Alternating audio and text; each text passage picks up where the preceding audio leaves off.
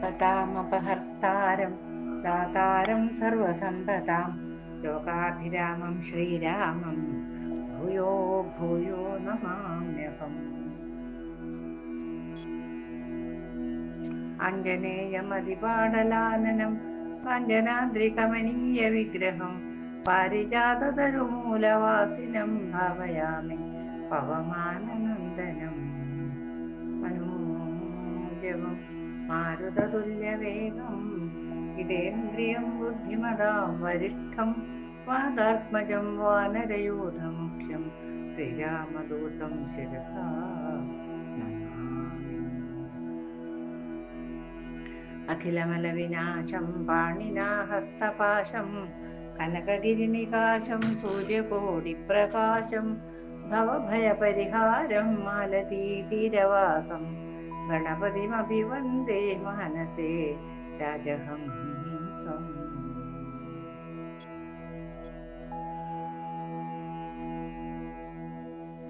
അനന്യത്രാണൈകപ്രവണഹൃദയേ ദേവി ദിശമേ ധനം ധാന്യം സൗഖ്യം ഹരിചരണഭക്തിം ച വിനയം അസൂയാമാത്സര്യാദി അനുപമ മനോരോഗശമന പ്രവീണാം വാണിം തൽപ്രകര പരമാഹ്ലാദ ജനനി. ഇനി നമ്മള് ഇത് വളരെ വർഷത്തോളം ഉജ്ജ്വല ശോഭയോടെ ശ്രീരാമചന്ദ്ര പ്രഭു രാജ്യം ഭരിച്ചു എന്നൊക്കെ സത്യവും ധർമ്മവും ഒരുപാട് എത്ര എന്ന് പറഞ്ഞറിയിക്കാനാവാതത്രയും സത്യത്തോടും ധർമ്മത്തോടും കൂടി ശ്രീരാമചന്ദ്ര പ്രഭു അയോധ്യയില് ചക്രവർത്തിയായി വാണു എന്ന് പറയുന്നു. ഇനിയിപ്പം നമുക്ക് കുറച്ച് ദുഃഖം തരുന്ന ഒരു ഭാഗത്തേക്കാണ് നമ്മൾ പോകുന്നത്. എന്നാലും ആ ഭഗവാന്റെ ആ മഹാരാജാവിന്റെ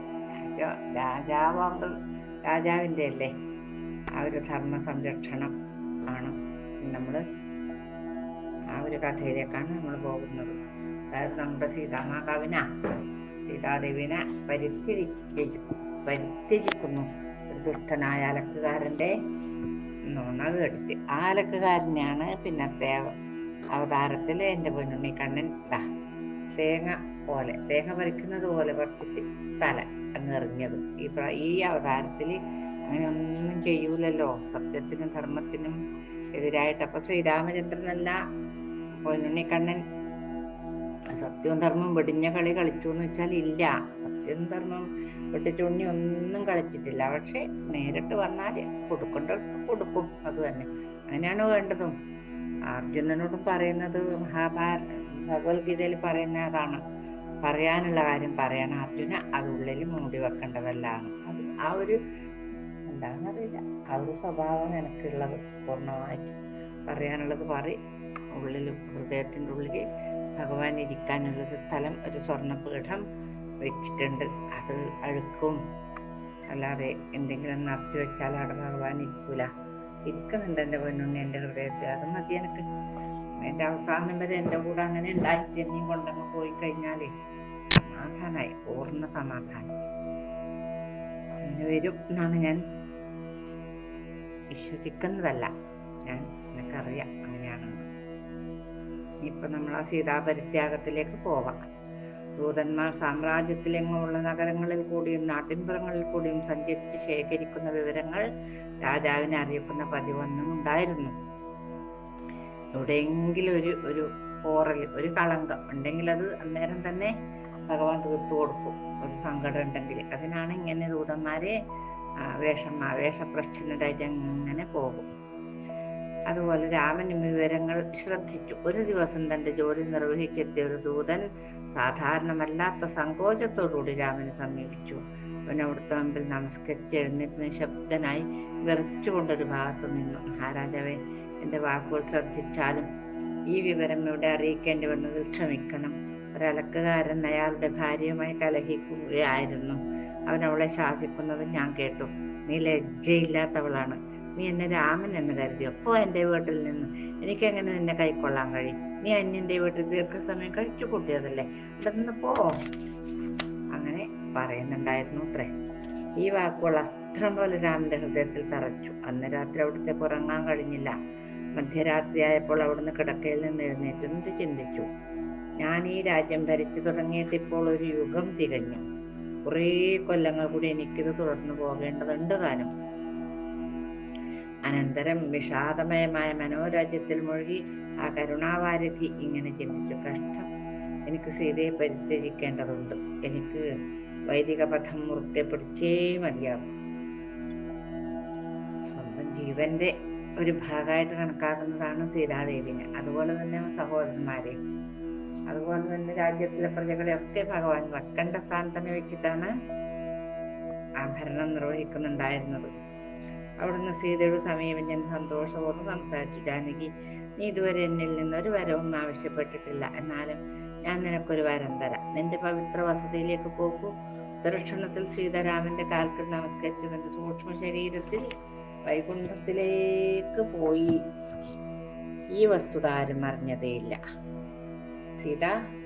സീതയുടെ സൂക്ഷ്മ ശരീരം എടുത്തിട്ട് വൈകുണ്ഠത്തിലേക്ക് പോയി. നേരത്തെ കാലത്തെ ശ്രീരാമന് മുമ്പേ എന്നാണ് പറയുന്നത്. അതിൽ പിന്നെ രാമന്റെ മുമ്പിൽ നിന്ന് സ്ഥൂല ശരീരത്തിലുള്ള സീത മാത്രമായിരുന്നു. രാമൻ മായാസീതയോട് ചോദിച്ചു. ഇപ്പോഴും മായാസീതയാണ്. ശരിയായ സീത പോയല്ലോ. വനവാസ കാലത്ത് ശരിയായ സീത മണ്ഡലത്തിൽ ഒളിച്ചു. ഇപ്പോഴും നേരെ പോയി. എന്നിട്ട് സീതയോട് ചോദിച്ചു, ഒരു വരത്തിന് അപേക്ഷിക്കൂ. അപ്പൊ സീത പറഞ്ഞു, സ്വാമി, എനിക്ക് മുനിമാരുടെ ആശ്രമങ്ങൾ കുറച്ചു ദിവസം സന്തോഷമായി കഴിഞ്ഞുകൂടണമെന്ന് ആഗ്രഹമുണ്ട്. അപ്പൊ രാമൻ പറഞ്ഞു, അങ്ങനെ ആവട്ടെ, നാളെ രാവിലെ തന്നെ യാത്ര ആരംഭിക്കാം. ആശ്രമങ്ങളിലെ മുനിപത്നിമാർക്കും പുത്രന്മാർക്കും വേണ്ടി അവർ വസ്ത്രങ്ങളും പാത്രങ്ങളും ശേഖരിച്ച് കെട്ടിവെച്ചു. രാമൻ രാവിലെ തന്നെ എഴുന്നേറ്റു. ദേവകന്മാരും വൈതാളികന്മാരും അവിടുത്തെ സദ്ഗുണങ്ങളെയും വൈശിഷ്ടങ്ങളെയും പുകഴ്ത്തി പാടുന്നുണ്ടായിരുന്നു. അവിടുത്തെ മുഖകമലം വികസിച്ചു. ലക്ഷ്മണനും ഭരതനും ശത്രുഘ്നനും അവിടുത്തെ വന്ദിച്ചു പാദങ്ങളിൽ നമസ്കരിച്ചു. രാമൻ സഹോദരന്മാരുമായിട്ട് സംസാരത്തിൽ ഏർപ്പെട്ടില്ല. അന്ന് മിണ്ടിയില്ല ഒന്നും ആരോടും. സാധാരണ ഇങ്ങനെയല്ല. അവിടുന്ന് നിശബ്ദനായിരുന്നു. അവിടുത്തെ മുഖം വികാരം കൊണ്ട് അരുണമായി. ശരീരം മനക്ഷോഭത്തിന്റെ ലക്ഷണങ്ങൾ കാണിച്ച് ചിത്തോവേഗം കൊണ്ട് ഓരോ അവയവവും വേറെ ആർന്നിരുന്നു. ഭഗവാൻ ഇങ്ങനെ അല്ലാതെ മനക്ഷോഭം എന്നിട്ട് എന്ത് ചെയ്യണമെന്ന് അറിയാത്തൊരവസ്ഥയിലാണ് ഇപ്പോൾ ഉള്ളത്.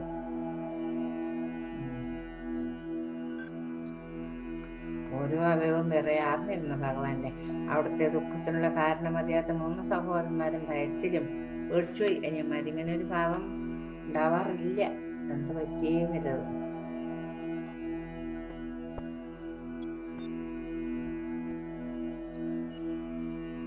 ഒന്നും ചെയ്യാനും പറയാനും കഴിയില്ലല്ലോ. ഭഗവാൻ പറഞ്ഞതിനനുസരിക്കാനല്ലേ അവർക്കൊക്കെ പറ്റുള്ളൂ. അനിയന്മാരായാലും ശരി, ആരായാലും അത് അവർ വല്ലാതെ മനപ്രയാസം അനുഭവിക്കുന്നുണ്ടവരും. രാമന്റെ ദുഃഖം കണ്ടിട്ട് അവർ നടുങ്ങിപ്പോയി. രാമനെ ക്ഷോഭിപ്പിക്കുന്ന വികാരങ്ങളുടെ ആഴം അളക്കുവാൻ അവർക്ക് കഴിഞ്ഞതേയില്ല. എന്തു പറ്റിയേട്ടെന്നാണ് വിചാരം. ഒടുവിൽ തന്റെ ചിന്ത പ്രകടിപ്പിക്കാൻ രാമന് വാക്കുകൾ കിട്ടി. ദീർഘശ്വാസങ്ങൾക്കിടയിൽ അവിടുന്ന് പറഞ്ഞു, സഹോദരന്മാരെ, ഞാൻ പറയുന്നതിനെതിരെ പറയാൻ പാടില്ല. ആരും വിസമ്മതം പറയാൻ പാടില്ല. സീതയെ കാട്ടിലേക്ക് കൊണ്ടുപോകൂ. ദേവി അവിടെ വിട്ട് മടങ്ങിപ്പോരും. ഇത് കേട്ടവർ ഞെട്ടി മരവിച്ചുപോയി. പരിഭ്രമത്തിന്റെ അഗ്നിജ്വാലകളിൽപ്പെട്ട അവരുടെ ഹൃദയം പൊള്ളിപ്പോയി. രാമൻ ഗൗരവപൂർവ്വം പറഞ്ഞതുപോലെ തമാശ പറഞ്ഞതുവെന്നവർ സംശയിച്ചു. തമാശ പറഞ്ഞൊരു സ്വഭാവമില്ല. ശത്രുഘ്നൻ ഉച്ചത്തിൽ വിലപിച്ചു. ലക്ഷ്മണനും ഭരതനും നിശ്ചലരായി നിന്നു. അവരുടെ നയനങ്ങൾ നിറഞ്ഞൊഴുകി. അവർക്കൊന്നും സംസാരിക്കാൻ കഴിഞ്ഞില്ല. അവരുടെ അധരങ്ങൾ വിറകൊണ്ടു, കൈകൾ വിറച്ചു. ഒടുവിൽ കൂപ്പ് കൈയോടെ ശത്രുഘ്നൻ പ്രാർത്ഥിച്ചു, അങ്ങയുടെ വാക്കുകൾ ഞങ്ങളുടെ ഹൃദയത്തിൽ തറച്ചിരിക്കുന്ന ജ്യേഷ്ഠ. ജാനകി ലോകമാതാവാണ്. സർവ്വജീവരാശികളുടെയും അമ്മയല്ലേ. അങ്ങ് സർവാന്തര്യാമിയല്ലേ. സച്ചിദാനന്ദ സ്വരൂപമാണ്. അവിടുന്ന് സീതയെ ഉപേക്ഷിക്കുന്നത് എന്ത് കാരണത്താലാണ്? ചിന്തയിലും വാക്കിലും കർമ്മത്തിലും പരമപരിശുദ്ധിയാണ് ദേവി. സീതാമാതാവ് ഇപ്പോൾ ഗർഭിണിയാണ്. ഈ സമയത്ത് ഈ സ്ഥിതിയിൽ ദേവി ഒറ്റയ്ക്ക് ഉപേക്ഷിക്കുന്നത് ശരിയാണോ? ശത്രുഘ്നന് തുടർന്ന് പറയാൻ കഴിഞ്ഞില്ല. ഉള്ളിൽ നിന്നും ഉയർന്നു വന്ന ദുഃഖം കണ്ണുനീരായും ഉച്ചത്തിലുള്ള വിലാപമായും പ്രവഹിച്ചു. ഒരേ കരച്ചില്. ചെറിയ ആള്. രാമൻ പറഞ്ഞു, സഹോദരന്മാരെ ശ്രദ്ധിക്കൂ. നിങ്ങൾ എൻ്റെ വാക്ക് അവഗണിക്കുകയാണെങ്കിൽ ഈ ശരീരത്തിൽ ശ്വാസം നിലനിൽക്കുകയില്ല. ഭ്രാതാക്കന്മാരെ, നിങ്ങൾക്ക് നല്ലത് വരട്ടെ. ഞാൻ ആജ്ഞാപിച്ച പോലെ പുലർകാലത്ത് തന്നെ ജാനകിയെ കാട്ടിലേക്ക് കൊണ്ടുപോകുക. സംഭവങ്ങളുടെ ഗതിയിൽ അസന്തുഷ്ടനാണെന്ന പോലെ അവിടുന്ന് നമ്രശിരസ്കനായി നിശബ്ദനായി ഇരിപ്പ് തുടർന്നു. ഇഷ്ടത്തോടെ ചെയ്യുന്ന കാര്യമല്ലാന്ന് അനിയന്മാർക്ക് മനസ്സിലാക്കാൻ വേണ്ടി അവർക്കും മനസ്സിലായി. ക്ഷോഭജനകമായ ഈ വാക്കുകൾ കേട്ടപ്പോൾ ഭരതന് വികാരങ്ങൾ നിയന്ത്രിക്കാൻ കഴിഞ്ഞില്ല. പിന്നീട് ഭരതന്റെ കൂടായിരുന്നു. ഭരതൻ പറയാൻ തുടങ്ങി, സ്വാമി, വളരെ വളരെ വളരെ മന്ദബുദ്ധിയാണ് ഞാൻ. എന്നാലും എൻ്റെ പ്രാർത്ഥന സദയം ശ്രദ്ധിക്കൂ. നമ്മുടെ സൂര്യവംശം ലോകത്തിൽ പേരും പെരുമയും സമ്പാദിച്ചിട്ടുണ്ട്. നമ്മുടെ പിതാവ് ദശരഥൻ, അങ്ങയുടെ മാതാവ് കൗസല്യ, 3 ലോകങ്ങളുടെയും നാഥനായ അങ്ങ്, നിങ്ങളെല്ലാം വമ്പിച്ച കീർത്തി നേടിയവരാണ്. അങ്ങയുടെ പ്രഭാവം വേദങ്ങളും 1000 നാവുള്ള ആദിശേഷനും പാടി പുകഴ്ത്തുന്നുണ്ട്. അത്രയും മഹത്തരമാണ് കേട്ടാ അങ്ങയുടെ കീർത്തി.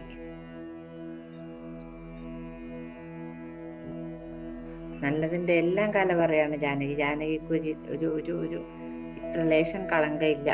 സീതാനാമം തന്നെ എല്ലാ അശുഭങ്ങളെയും നശിപ്പിക്കുമല്ലോ. എല്ലാ നന്മകളും അത് കൈവരുത്തുകയും ചെയ്യുമല്ലോ. പരമോന്നതയായ പവിത്രയാണവർ. അവരുടെ അനുഗ്രഹം കൊണ്ട് സ്ത്രീകൾക്ക് അവരുടെ പരമലക്ഷ്യം സാധിക്കാനാവും. ജാനകി എങ്ങനെ അങ്ങയെ വിട്ട് കാട്ടിൽ സുഖമായി വസിക്കും? അങ്ങയിൽ നിന്നകന്നവർക്ക് ഒരു നിമിഷം പോലും ജീവിക്കാൻ സാധിക്കുമോ? മത്സ്യത്തിന് വെള്ളത്തിലല്ലാതെ ജീവിക്കാനാകുമോ? അവർ വിജ്ഞാനത്തിന്റെ മൂർത്തിമത്ഭാവമാണ്. എല്ലാ നന്മകളുടെയും മൂർത്തീകരണമാണ് ഞങ്ങളുടെ ജ്യേഷ്ഠത്തിയമ്മ. അവർക്ക് ഏകാന്ത ജീവിതം നയിക്കുവാൻ കഴിയുകയില്ല ജ്യേഷ്ഠ. രാമൻ അദ്ദേഹത്തിന്റെ വാക്കുകൾ വളരെ ശ്രദ്ധയോടുകൂടി കേട്ടു. എന്നിട്ട് മറുപടി പറഞ്ഞു, അല്ലയോ ഭരത, ധർമ്മത്തെ സംബന്ധിച്ച സാധാരണ ആശയങ്ങളുമായി പൊരുത്തമുള്ള വാക്കുകളാണ് നീ പറഞ്ഞത്. എന്നാൽ ധർമ്മത്തിന്റെ അനുശാസനങ്ങൾക്കനുസരിച്ച് രാജാവ് ധർമ്മത്തെയും ക്ഷേമത്തെയും പാലിക്കണം. തന്റെ ജനങ്ങളെ കാത്തു രക്ഷിക്കുകയും നയിക്കുകയും ചെയ്യുമ്പോൾ അദ്ദേഹം ഒരു വിഷമഘട്ടത്തിനോ വിപ്ലവത്തിനോ ഒന്നും കാരണമായി കൂടാത്തതാകുന്നു. അദ്ദേഹം ജനങ്ങളെ വർദ്ധിച്ച സ്നേഹവാത്സല്യങ്ങളോടെ രക്ഷിക്കേണ്ടതുണ്ട്. അനന്തരം അദ്ദേഹം ദൂതൻ തന്നെ അറിയിച്ച വിവരം വെളിപ്പെടുത്തി. അദ്ദേഹം പറഞ്ഞു, സഹോദരന്മാരെ, നമ്മുടെ വംശത്തെ വലിയൊരു ദുഷ്കീർത്തി ബാധിച്ചിരിക്കുന്നു. അതിന്റെ പേര് കളങ്കിതമായി കഴിഞ്ഞു. ഈ രാജവംശത്തിൽ അനേകം രാജാക്കന്മാരും സാമ്രാട്ടുകളും ഉണ്ടായിരുന്നു. അവരിൽ ഓരോരുത്തരും ഇതരന്മാരെക്കാൾ പ്രസിദ്ധി ആർജിച്ചവരുമായിരുന്നു. അവരുടെ പരാക്രമവും പ്രതാപവും ലോകം മുഴുവൻ അറിഞ്ഞതുമാണ്. അവരെക്കാൾ സൽകീർത്തി സമ്പാദിച്ച ആരും തന്നെ ഉണ്ടായിരുന്നില്ല. അവർ ജീവത്യാഗത്തിന് പോലും സന്നദ്ധരായിരുന്നു. എന്നാൽ ഒരിക്കലും അവർ നൽകപ്പെട്ട വാക്കിനെതിരെ പ്രവർത്തിച്ചിരുന്നില്ല. നമ്മുടെ രാജവംശത്തിന് ഒരു മാലിന്യവും സംഭവിച്ചിരുന്നില്ല. അപ്പോൾ അതിനുവേണ്ടി വിവാർപ്പണം ചെയ്യാൻ മടിക്കുന്നവൻ ഏറ്റവും നിന്ദ്യനാണ്. അത് നല്ല പോലെ മനസ്സിലാക്കണം. ഇത് കേട്ട സഹോദരൻ ഉച്ചത്തിൽ പറഞ്ഞു, പ്രഭു, ജാനകിയെ മാലിന്യത്തിന്റെ ഒരു കണിക പോലും തീണ്ടിയിട്ടില്ല. അവർ അഗ്നിജ്വാലകളിൽ നിന്നും അപകടമില്ലാതെ പുറത്തു വന്നതല്ലേ. ദേവന്മാരോ സന്യാസിമാരോ ഉറക്കത്തിൽ പോലും അവരിൽ ഏറ്റവും ലഘുവായ കുറ്റവും കൂടി ആരോപിക്കുകയില്ല. ഇതറിയാതെ ഒരാൾ അവരെ പാപിയാണെന്ന് പറഞ്ഞാൽ അവൻ ലക്ഷക്കണക്കിന് വർഷങ്ങളോളം നരകയാതന അനുഭവിക്കേണ്ടി വരും ജ്യേഷ്ഠ. ഇതിന്റെ സാധ്യതകളെ പറ്റി പ്രസ്താവിച്ചപ്പോൾ ഭരതന് തനിക്കുണ്ടായിരുന്ന വെറുപ്പ് നിയന്ത്രിക്കാൻ കഴിഞ്ഞില്ല. അതുകൊണ്ടപ്പോൾ രാമന് പ്രകടമായി തന്നെ രോഷാകുലനായി. അദ്ദേഹത്തിന്റെ കണ്ണുകൾ ചുവന്നു.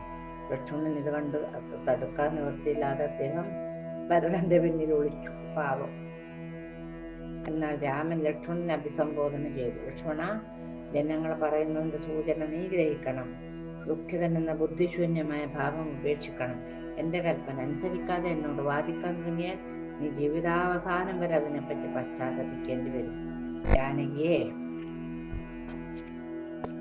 അതും ഈ ഭാവത്തിന്റെ ചുമലിൽ തന്നെ രഥത്തിൽ കയറ്റി കാട്ടിൽ ഗംഗാനദിയുടെ കരയിൽ മനുഷ്യവാസമില്ലാത്ത ഒരു സ്ഥലത്തേക്ക് ആജ്ഞയായി വിട്ട ശേഷം തിരിച്ചു വരൂ.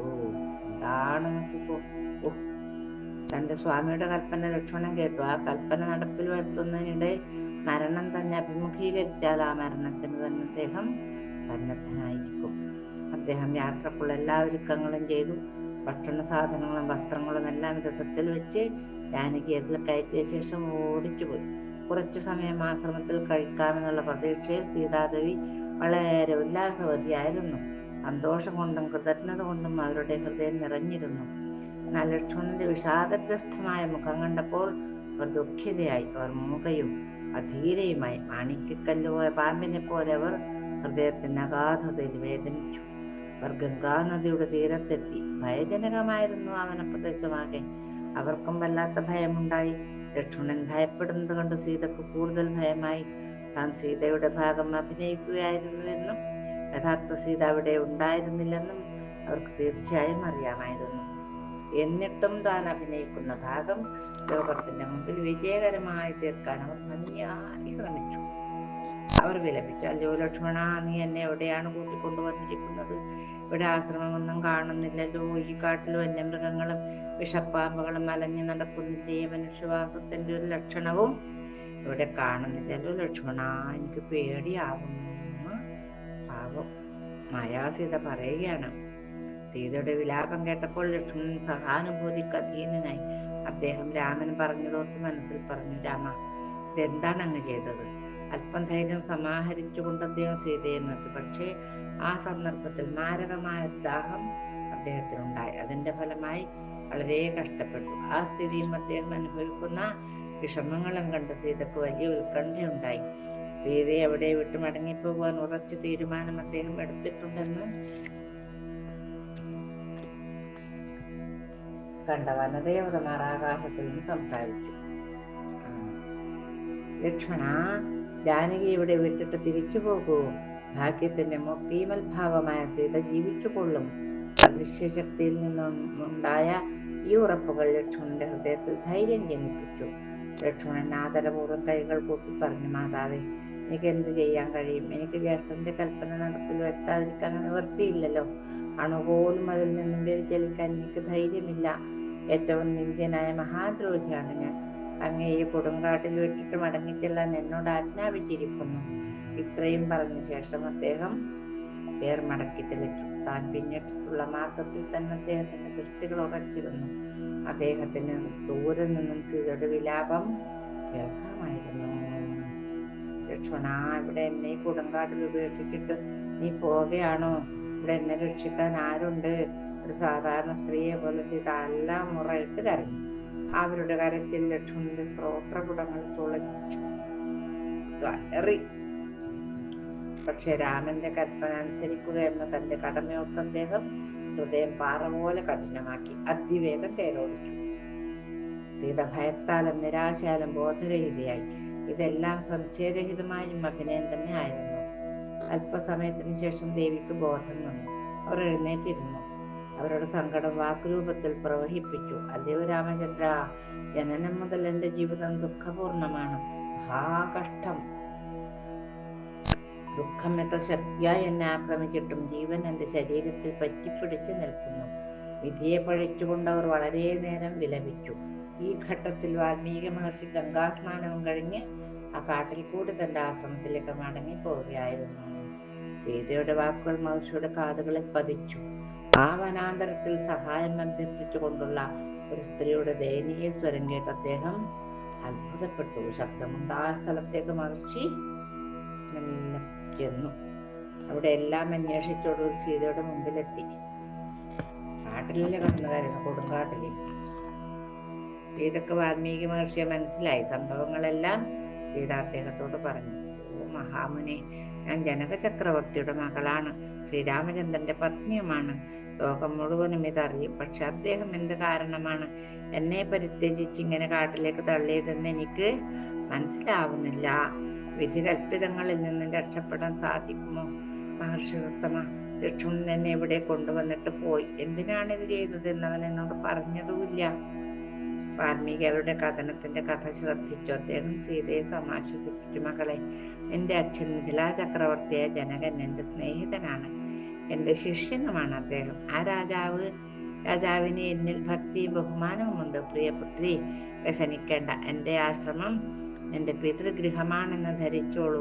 നിനക്കെല്ലാം ശുഭമാകും. നീ തീർച്ചയായും രാമനുമായി വീണ്ടും ചേരും. നിന്റെ ആഗ്രഹം സാധിക്കുകയും ചെയ്യുമെന്ന് വാൽമീകി മഹർഷി സീതാദേവിയെ ബോധിപ്പിച്ചു. സീതയെ തന്റെ പുത്രിയായി സ്വീകരിച്ചുകൊണ്ട് മഹർഷി അവരോട് ഗംഗാസ്നാനം ചെയ്തു വരാൻ നിർദ്ദേശിച്ചു. കുളിച്ച് ശുദ്ധയായി അവർ വാൽമീകിയുടെ മുമ്പിൽ നമസ്കരിച്ചു. മഹർഷി വാത്സല്യപൂർണമായ ഉറപ്പുകൾ നൽകിക്കൊണ്ട് അവരെ ആശ്രമത്തിലേക്ക് കൂട്ടിക്കൊണ്ടുപോയി. ഫലമൂലങ്ങൾ നൽകി. അല്പം കഴിക്കാൻ നിർബന്ധിച്ചു. ആ മഹാനായ ഗുരുഭൂതന്റെ അഭ്യർത്ഥന തള്ളിക്കളയാൻ ദേവിക്ക് കഴിഞ്ഞില്ല. അതിൽ പിന്നെ അവർ രാമനെയും അദ്ദേഹത്തിന്റെ പ്രഭാവത്തെയും പറ്റി നിരന്തരം ധ്യാനിച്ചു. ആ ആധ്യാത്മിക കുടുംബത്തിന്റെ ഭരണത്തെയും നടത്തിപ്പിനെയും സംബന്ധിച്ച ജോലികളിൽ മഹർഷിയോടും ശിഷ്യന്മാരോടും വിദ്യാർത്ഥികളോടുമൊപ്പം സമാധാനപൂർവ്വം പങ്കുകൊണ്ട് സീതാശ്രമത്തിൽ ദിവസങ്ങൾ കഴിച്ചു. ആശ്രമനിവാസികളും വാൽമീകിയും രസകരവും അത്ഭുതകരവുമായ കഥകൾ ദേവിയെ പറഞ്ഞു കേൾപ്പിച്ചു. സീതയെ സന്തോഷിപ്പിക്കുകയും ഫലിതരസപൂർണമായ ഉപാഖ്യാനങ്ങളെയും സംഭവങ്ങളെയും വിവരിച്ച് രസിപ്പിക്കുകയും ചെയ്തു. സങ്കടം കൊണ്ട് വീർത്ത കണ്ണുകളും ഭാരമുള്ള ഹൃദയവുമായി ലക്ഷ്മണൻ നഗരത്തിലെത്തി. ഈ ദുഃഖകഥ അദ്ദേഹം മൂന്നമ്മമാരെയും പറഞ്ഞറിയിച്ചു. ആശ്വസിപ്പിക്കാനാവാത്ത സങ്കടം അവർക്കുണ്ടായി. സീതക്ക് നേരിട്ട ഈ വിപത്തിൽ അവർ വിലപിച്ചു. അവർ സീതയുടെ സദ്ഗുണങ്ങളെ പ്രകീർത്തിക്കുകയാണ്. അത്രയും വിശിഷ്ടമായ സ്വഭാവത്തോടുകൂടിയ ഒരു കുലീന സ്ത്രീയെ ഈ വിധം ദുരിതാനുഭവത്തിന് അനുവദിച്ചതിൽ അവർ കണ്ണുനീർ പൊഴിച്ചു. രാമൻ കാണിച്ച കാഠിന്യത്തിന്റെ പേരിൽ അവർ അദ്ദേഹത്തെ കുറ്റപ്പെടുത്തി. നഗരവും രാജധാനിയും വ്യസനത്തിലാണ്ടു. ദുഃഖം അനുഭവിക്കാത്ത ഒരാളും അവിടെ ഉണ്ടായിരുന്നില്ല. വിലാപസ്വരമായിരുന്നു അവിടെ കേൾക്കാൻ കഴിഞ്ഞിരുന്ന ശബ്ദം. ഇമ്മാതിരി സതീരത്നത്തെ എപ്പോഴെങ്കിലും ഇത്തരമൊരു ശിക്ഷക്ക് വിധേയാക്കാമോ? ദുഃഖം കൊണ്ട് ഈ ചോദ്യം ചോദിക്കാത്ത ആരും തന്നെ അവിടെ ഉണ്ടായിരുന്നില്ല.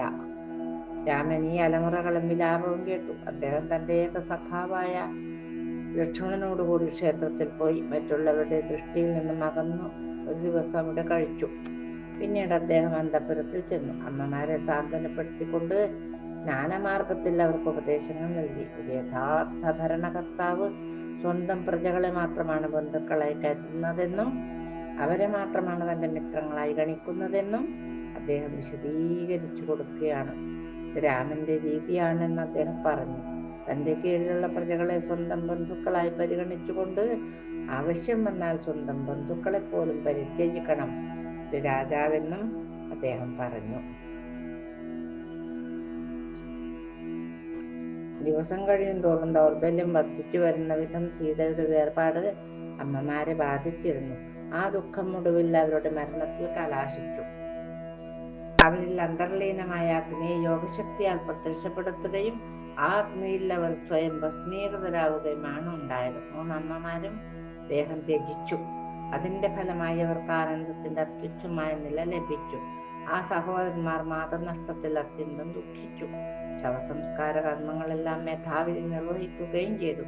അവർ ശാസ്ത്രം വിധിച്ച 16 ദാനങ്ങൾ അതിഗംഭീരമായി നടത്തി. പിന്നെ ആ 4 സഹോദരന്മാരും രാമനും ലക്ഷ്മണനും ഭരതനും ശത്രുഘ്നനും രാജ്യഭരണ സംബന്ധമായ പ്രശ്നങ്ങളിൽ ഏർപ്പെട്ടു.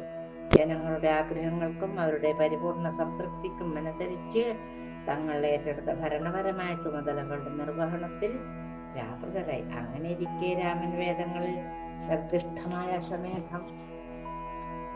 അശ്വമേധയാഗം ചെയ്യാൻ ആഗ്രഹിക്കുന്നു എന്നറിയിക്കുകയുണ്ടായി. എല്ലാതരം ദുഃഖങ്ങളെയും ഈ യാഗം നശിപ്പിക്കുമെന്നതായിരുന്നു ഈ തീരുമാനത്തിനുള്ള പ്രധാന കാരണം. അദ്ദേഹം അംഗദനും മറ്റുള്ളവർക്കും വിവരം അയച്ചു. സഹോദരന്മാരോടും മന്ത്രിമാരോടും ഒന്നിച്ച് അദ്ദേഹം കുലഗുരു വസിഷ്ഠന്റെ വസതിയിലേക്ക് ചെന്നു. അവർ ഗുരുവിന്റെ പാദങ്ങളിൽ നമസ്കരിച്ചു. കുലഗുരു അവരെ ബഹുമാന പുരസ്സരം സ്വീകരിച്ചു. മൃദുമധുരമായ സ്വരത്തിൽ അദ്ദേഹം അവരുടെ ആരോഗ്യത്തെയും സാമ്രാജ്യക്ഷേമത്തെയും പറ്റി അന്വേഷിച്ചു. പുരാണങ്ങളിൽ നിന്ന് കഥകൾ ഉദ്ധരിച്ചു. ഇതിഹാസങ്ങളിൽ നിന്ന് സംഭവങ്ങൾ എടുത്തു കാട്ടിയും അദ്ദേഹം അവർക്ക് അമൂല്യമായ ഉപദേശങ്ങൾ നൽകി. ആ ഗുരുനാഥൻ അവർക്ക് കുലഗുരുവായ വസിഷ്ഠർക്ക് ഉപദേശങ്ങൾ കൊടുത്തുകൊണ്ടിരിക്കട്ടെ. ബാക്കി സംഭവ വികാസങ്ങൾ നമുക്ക് നാളെ നോക്കാം. ഇന്ന് മംഗളം കോസലേന്ദ്രായ മഹനീയ ഗുണാബ്ധയേ ചക്രവർത്തി തനൂജായ സാർവഭൗമായ മംഗളം വേദവേദാന്തവേദ്യായ മേഘശ്യാമളമൂർത്തയേ പുംസാമോഹനരൂപായ